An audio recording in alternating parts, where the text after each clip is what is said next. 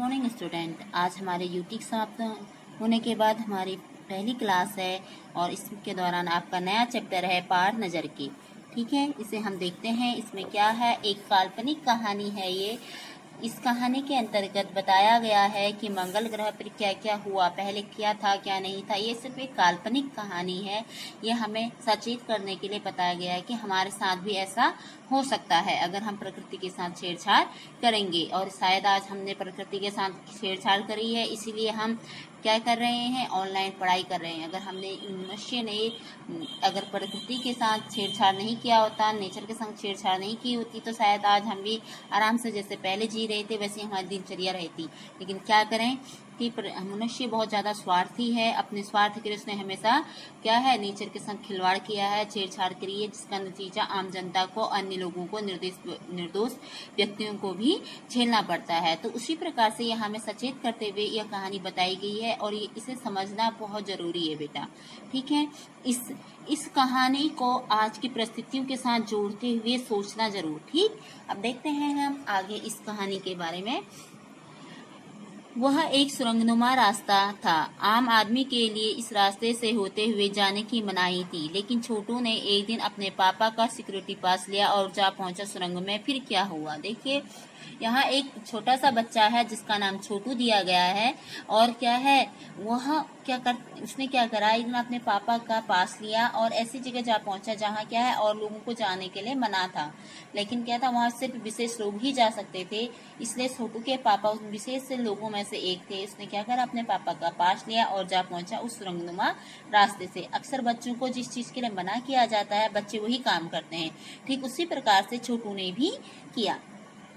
आगे और देखते हैं। छोटू, कितनी बार कहा है तुमसे कि उस तरफ मत जाया करो, फिर पापा क्यों जाते हैं उस तरफ रोज रोज। देखिए छोटू की माँ ने उससे बोला कि बेटा उस साइड को नहीं जाना है, जब आपको मना कर रखा है हमेशा तो आपको नहीं जाना चाहिए। तो बच्चा है, बच्चे ने कहा ठीक है मैं नहीं जाते हैं वहां, तो फिर पापा क्यों जाते हैं, एक बच्चे का सवाल है।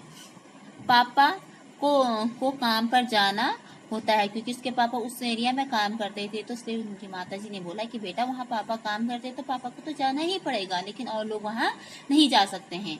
देखिए आगे, रोजाना यही वार्तालाप हुआ करती थी छोटू की माँ और छोटू के बीच। रोज यही टॉपिक रहता था छोटू और छोटू की मम्मी के बीच में। उस तरफ एक सुरंगनुमा रास्ता था। देखिए वहाँ कौन क्या था, एक सुरंग के टाइप से, एक गुफा की तरह एक वह रास्ता था।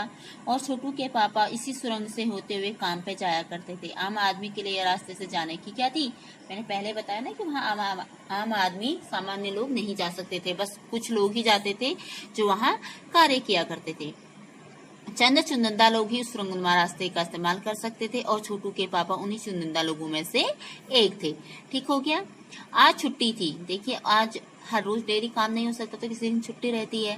आज छुट्टी थी। छोटू के पापा घर पे ही आराम फरमा रहे थे। नजर बचाकर चोरी छिपे छोटू ने पापा का सिक्योरिटी पास हत्या ही लिया और चल दिया सुरंग की तरफ को, क्योंकि वहां बिना सिक्योरिटी कार्ड के कोई जा नहीं सकता था। छोटू के पापा की छुट्टी थी। छोटू के पापा सोए हुए थे। छोटू ने मौका देखा और पास लेके चल दिया उधर को। वैसे तो उनकी पूरी कॉलोनी ही जमीन के नीचे बसी थी। यह जो सुरंग नुमा रास्ता था, अंदर दिए जल रहे थे और प्रवेश करने से पहले एक बंद दरवाजे का सामना करना पड़ता था। दरवाजे में एक सांचा बना हुआ था। छोटू ने सांचे में काट डाला, तुरंत दरवाजा खुल गया। छोटू ने सुरंग से प्रवेश किया। अंदर वाले खांचे में सिक्योरिटी पास आ पहुंचा था, उसे उठा लिया। सिक्योरिटी कार्ड उठाते ही दरवाजा बंद हुआ। छोटू ने चारों तरफ नजर दौड़ाई। सुरंग नुमा वह रास्ता ऊपर की तरफ जाता था, यानी जमीन के ऊपर का सफर कर आने का मौका मिलाया था।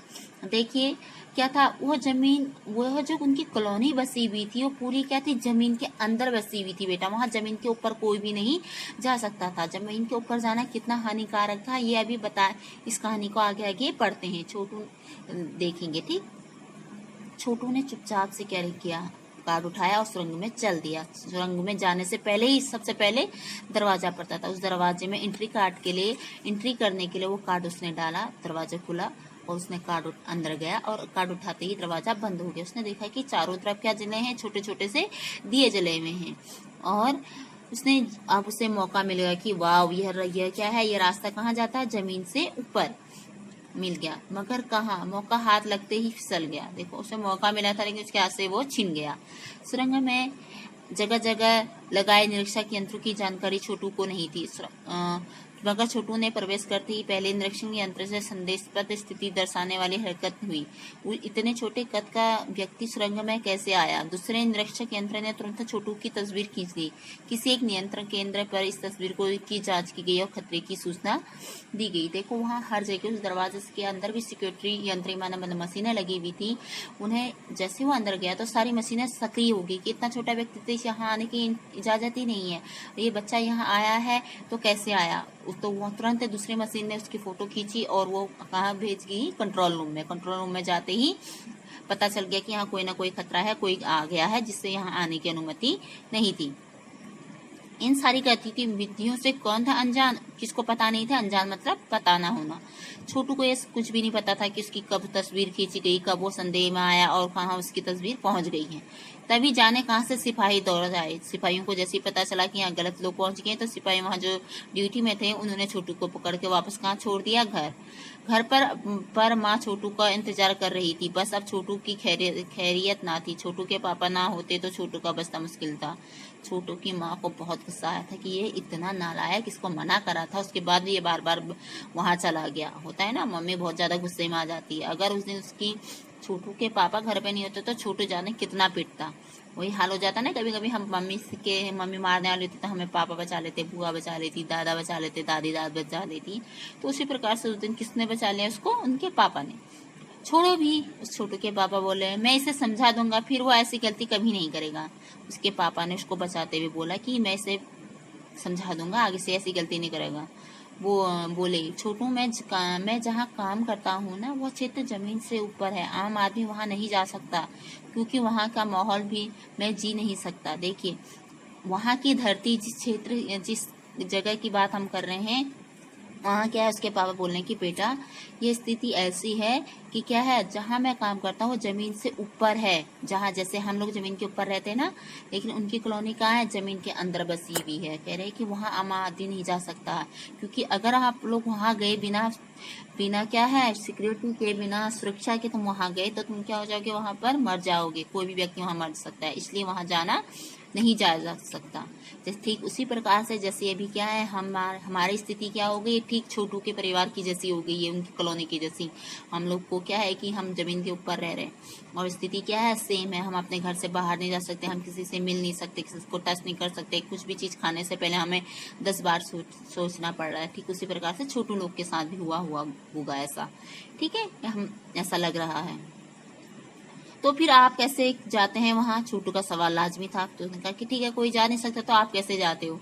तो मैं वहाँ एक खास किस्म का स्पेस सूट पहनकर जाता हूँ। उसके पापा ने बोला कि मैं वहाँ क्या करता हूँ, स्पेस सूट पहनता हूँ। एक अनोखे प्रकार का स्पेस सूट होता है जिसे पहनकर मैं जा सकता हूँ।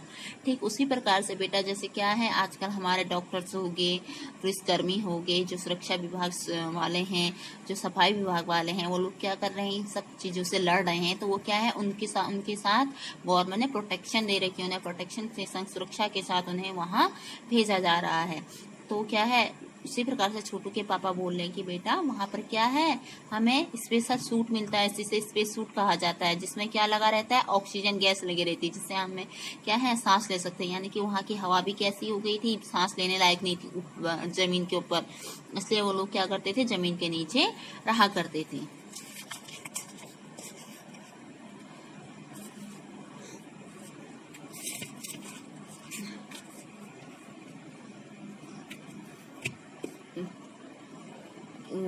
वहां से ठंड में से मैं आपको बचा सकता हूँ।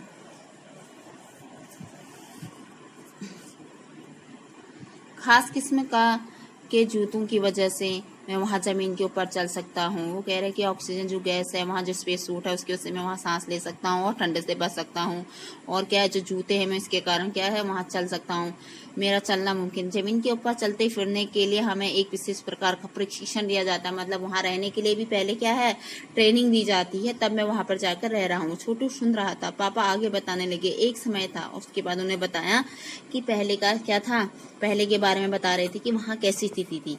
कह रहे कि वो बोल रहे एक समय था जब हम अपने मंगल ग्रह पर सभी लोग जमीन के ऊपर ही रहते थे, बगैर किसी तरह के यंत्रों की मदद के, बगैर किसी खास किस्म के पोशाक के हमारे पुरखे जमीन के ऊपर रहा करते थे। लेकिन धीरे धीरे वातावरण में परिवर्तन आने लगा। कई तरह के जीव धरती पर रहा करते थे, एक के बाद एक सब मरने लगे। इस परिवर्तन की जड़ में था सूरज। सूरज में हुआ परिवर्तन। सूरज में से हमें रोशनी मिलती है, उष्णता मिलती है। इन्हीं तत्वों से जीवों का पोषण होता है। सूरज में परिवर्तन होते ही यहाँ के प्राकृतिक संतुलन बिगड़ गया। प्रकृति ने बदले हुए रूप का सामना करने में यहाँ के पशु पक्षी, पेड़ पौधे, अन्य जीव अक्षम साबित हुए। केवल हमारे पूर्वजों ने इस स्थिति का सामना किया। देखिए, ठीक उसी प्रकार से बता रहे हैं कि पहले क्या था, ये मंगल ग्रह में आम जनजीवन था, सामान्य जनजीवन, जैसे हम पृथ्वी वाले रह रहे हैं उसी प्रकार से ये मंगल ग्रह के लोग भी रहा करते थे। लेकिन क्या है, हम लोग बिना यंत्रों के अभी सांस ले रहे हैं। लेकिन आज क्या है, आज हमारी परिस्थिति ऐसा होगी कि बिना मास्क के हम सांस नहीं ले सकते, बाहर नहीं जा सकते, बस बिना मास्क के हम अपने घर पे रह रहे हैं, अपने लोगों से मिल रहे हैं। अदरवाइज हम किसी और से के पास जाते हैं, मिलते हैं तो हमें सैनिटाइज करना पड़ रहा है। ठीक उसी प्रकार से ऐसी परिस्थिति मेरे ख्याल से वहां भी आई होगी। तो क्या है, सब ये वातावरण में परिवर्तन ही तो हुआ है। अगर चेंज नहीं होता, एनवायरमेंट में चेंज नहीं होता, तो शायद ऐसा हम कुछ नहीं करते, हम सामान्य जनजीवन जी रहे थे। ठीक उसी प्रकार से वहां पर भी क्या हुआ, परिवर्तन हुआ है। वो बोल रहे हैं कि इस परिवर्तन का कारण क्या था, सूरज में हुआ परिवर्तन। सूरज में परिवर्तन हुआ तो पूरी धरती पर परिवर्तन हो गया। हम सबको पता है ना कि हमारे मूल जीने का मूल आधार क्या है, सूरज। अगर सूरज से गर्मी ना मिले तो पेड़ पौधे अपना खाना नहीं बनाएंगे, पेड़ पौधे खाना नहीं बनाएंगे तो हम जो जीव जंतु और मनुष्य हैं वो जीवित नहीं रह सकते हैं। तो कह रहे हैं कि जब ऐसा हुआ तो क्या हुआ, सूरज में परिवर्तन के कारण उस सूरज से रोशनी के साथ साथ हमें उष्णता मिलती है, गर्मी मिलती है। लेकिन क्या है, सूरज में परिवर्तन हुआ तो ये सारी स्थितियां क्या हो गई, बिगड़ गई, जिसके कारण क्या है, अन्य जीव जंतु, पेड़ पौधे इस वातावरण में इस बदले हुए स्वरूप में जीवित नहीं रह पाए। लेकिन सिर्फ हमारे पूर्वज, क्योंकि मनुष्य क्या है, बहुत बुद्धिजीवी रहा है, तो उसने क्या करा, अपने जीवन के लिए उसने यहाँ लड़ने के लिए तैयार हो गया और उसने अपने लिए जगह कहाँ बना दी, जमीन के ऊपर की जगह। अब वो जमीन के नीचे रहने लगा यंत्रों के माध्यम से। अपने तकनीकी ज्ञान के आधार पर हमने जीवन के नीचे अपना घर बना लिया। देखो, जो उनके तकनीकी ज्ञान थे उसके कारण उन्होंने जमीन के नीचे घर बना लिया। जमीन के ऊपर लगे विभिन्न यंत्रों के सहारे हमें सूर्य की शक्ति, सूरज की रोशनी और गर्मी उन्हें मिलती है। जो भी यंत्र ऊपर लगाए गए हैं उसके कारण क्या है, जमीन के नीचे उन्हें क्या मिल रही है, गर्मी मिल रही है, रोशनी मिल रही है और जितनी ऊर्जा उन्हें चाहिए वो सब मिल रही है। इन्हीं यंत्रों के सहारे हम यहाँ जमीन के नीचे जी रहे हैं। यंत्र सुचारू रूप से चलाने के लिए इन्हें बड़ी सतर्कता बरतनी पड़ती है। मुझ जैसे कुछ चुनिंदा लोग इन यंत्रों का ध्यान रखते हैं। मतलब जितने भी वो यंत्र हैं उनके कारण जो उनके जमीन के अंदर क्या आ रही है, धूप, गर्मी, जो उन्हें चाहिए, रोशनी, वो सब जमीन के अंदर लाने के लिए उन्हें यंत्र चाहिए, टेक्नोलॉजी की सहायता लेनी पड़ेगी। और उन्हीं टेक्नोलॉजी को हैंडल करने के लिए कुछ चुनिंदा लोग होते हैं। उन चुनिंदा लोगों में छोटू के पापा भी हैं। उसके बाद देखिए, कह रहा है बड़ा हो जाऊंगा तो मैं भी यही काम करूंगा। उसने अपने पापा से बोला कि जब मैं बढ़ूंगा ना तो मैं भी यही करूंगा। छोटू ने अपनी मंशा जाहिर की। होता है ना कि हर किसी की ख्वाहिश होती है कि मैं आज ये बनूंगा, आज वो बनूंगा। बच्चों की ख्वाहिश हर दिन बदलते रहती है, हर दिन उनकी एम्स बदलते रहते हैं। तो ठीक उसी प्रकार से उसकी इच्छा होगी कि मैं भी अपने पापा की तरह यही बड़ा इंजीनियर या अंतरिक्षीय जो है भी, जो उनके पापा हैं वो बनना चाहता है। बिल्कुल, मगर उसके लिए तुम्हें खूब पढ़ना होगा, माँ पापा की बात सुननी होगी। पापा ने बताया कि जो माँ पापा का कहना मानता है और पढ़ाई करनी पड़ती है तभी वो बंदा यहाँ तक पहुँच सकता है, वही बच्चा। दूसरे दिन छोटू के पापा काम पर चले गए। देखा तो कंट्रोल रूम का वातावरण बदला सा। शिफ्ट खत्म कर घर जा रहे स्टाफ के प्रमुख ने टीवी स्क्रीन पर इशारा किया। स्क्रीन पर एक छोटे बिंदु झलक रहा था। वो बताते हैं कि यह कोई आसमान का तारा नहीं, क्योंकि कंप्यूटर से पता चल रहा है कि यह अपनी जगह पर अडिग नहीं रहा है। पिछले कई घंटों के दौरान इसने अपनी जगह बदली है। कंप्यूटर अनुसार यह हमारी धरती की तरफ बढ़ता जा रहा है। जैसे ही उसके पापा दूसरे दिन वहां गए, काम पर गए, तो उस जगह पर पहुंचते ही वहां का वातावरण पूरा चेंज था। कुछ ना कुछ उनको ऐसा लगा कि हाँ कुछ गड़बड़ हो रही है। वो जो छूटते हुए शिफ्ट के प्रमुख ने कहा कि जो ये तारा नजर आ रहा है कंप्यूटर स्क्रीन पे, ये क्या है?